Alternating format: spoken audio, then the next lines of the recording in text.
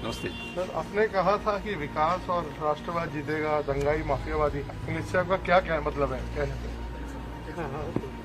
देखिए, भारतीय जनता पार्टी 2017 में जब सत्ता में आने के पहले अपना लोक कल्याण संकल्प पत्र जारी किया था, हमने राष्ट्रवाद, सुशासन और विकास को मुद्दा बनाया था। प्रदेश के अंदर उससे पहले वंशवाद और परिवारवाद की जो राजनीति थी, वह न केवल वंशवाद और परिवारवाद को बढ़ावा देकर के प्रदेश के लोगों को का शोषण कर रही थी, यहाँ के गरीबों का, यहाँ के किसानों का, यहाँ के नौजवानों का, बल्कि असुरक्षा का भी एक माहौल प्रदेश के अंदर था। हर तीसरे दिन प्रदेश में एक दंगा होता था। विकास, जब दंगे होंगे, कर्फ्यू लगेगा तो विकास स्वतः ही रुक जाएगा, और जब बेईमानी और भ्रष्टाचार जीन का हिस्सा बन जाएगा तो स्वाभाविक रूप से सुशासन के लक्ष्य को आप दूर दूर तक प्राप्त नहीं कर सकते। ये परिवारवादी, वंशवादी लोग यही करते थे उत्तर प्रदेश के अंदर। पिछले 5 वर्ष के दौरान हम लोगों ने प्रदेश के अंदर सुरक्षा का जो एक बेहतर माहौल दिया, एक भी दंगा न होना, प्रदेश के अंदर बिना भेदभाव के नौजवानों को नौकरी मिलना, हर गांव, हर गरीब, हर किसान, हर नौजवान, हर महिला तक शासन की योजना पहुंचाना, बेटियों की सुरक्षा के लिए एक बेहतर माहौल देना और डेवलपमेंट के बड़े बड़े कार्यों को आगे बढ़ाने का कार्य।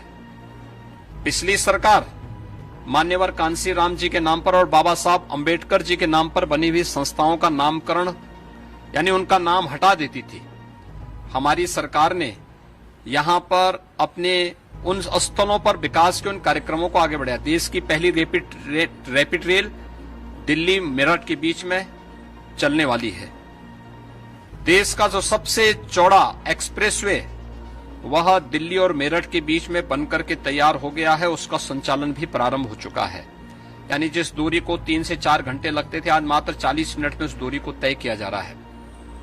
सहारनपुर में मां शाकंभरी के नाम पर विश्वविद्यालय, मेरठ में हॉकी के जादूगर मेजर ध्यानचंद जी के नाम पर स्पोर्ट्स यूनिवर्सिटी, अलीगढ़ में जाट आइकॉन जिन्होंने 1915 में ब्रिटिश कालखंड के दौरान भी भारत की एक स्वायत्त सरकार अफगानिस्तान के अंदर गठित कर दी थी, ऐसे राजा महेंद्र प्रताप सिंह जी के नाम पर एक विश्वविद्यालय की स्थापना। एशिया का सबसे बड़ा एयरपोर्ट इसी जनपद में जेवर में हम लोग स्थापित कर रहे हैं। डिफेंस कॉरिडोर का नोड एक अलीगढ़ में और आगरा में भी है। विकास की योजनाओं को जन जन तक पहुंचाना, सुरक्षा का एक बेहतर वातावरण देना, आस्था का सम्मान करना, गन्ना किसानों के गन्ना मूल्य का भुगतान। सपा बसपा कांग्रेस के शासनकाल में जितना गन्ना मूल्य का भुगतान नहीं हुआ था, उससे ज्यादा गन्ना मूल्य का भुगतान हमारी सरकार ने 5 वर्ष के दौरान 1,54,000 करोड़ रुपए का गन्ना मूल्य का भुगतान भी गन्ना किसानों को किया है। यानी बिना भेदभाव के विकास की योजनाओं को पहुंचाना, भेदभाव रहित पारदर्शी भर्ती की प्रक्रिया को संपन्न करके योजनाओं का लाभ देना और सबका साथ सबके विकास के मंत्र को अंगीकार करते हुए विकास की योजनाओं को मजबूती के साथ आगे बढ़ाने का कार्य हमारी सरकार ने और डबल इंजन की सरकार ने किया है। आपने देखा होगा कि 5 वर्ष तक दंगाई और पेशेवर अपराधी या तो प्रदेश छोड़ के भाग चुके थे या फिर वे जो हैं अपनी बेल रिजेक्ट करके जेलों में जा चुके थे।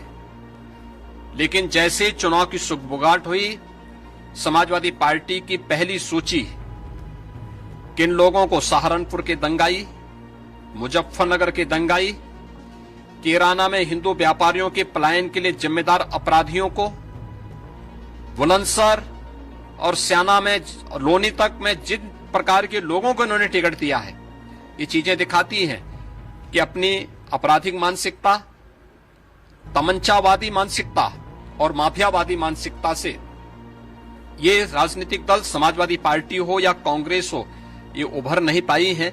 ये प्रदेश के विकास को बाधित करने के लिए, प्रदेश में फिर से माफियावाद लाने की दिशा से इस प्रकार की शरारतपूर्ण कार्रवाई कर रहे हैं।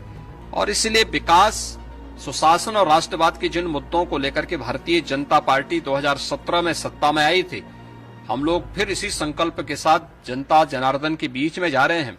2017 में भारतीय जनता पार्टी ने जो कहा वो करके दिखाया। 2022 में 10 मार्च को जब भारतीय जनता पार्टी की सरकार फिर से बनेगी, तो भारतीय जनता पार्टी इन्हीं मुद्दों को मजबूती के साथ आगे बढ़ाने का कार्य करेगी। और उसी अभियान को लेकर के मैंने इस बात को कहा। सर, अखिलेश जी भी अब इस बार चुनाव में उतर रहे हैं, उस पर आपको कैसे देखते हैं? देखिए, चुनाव में हर एक व्यक्ति को उतरने का अधिकार है।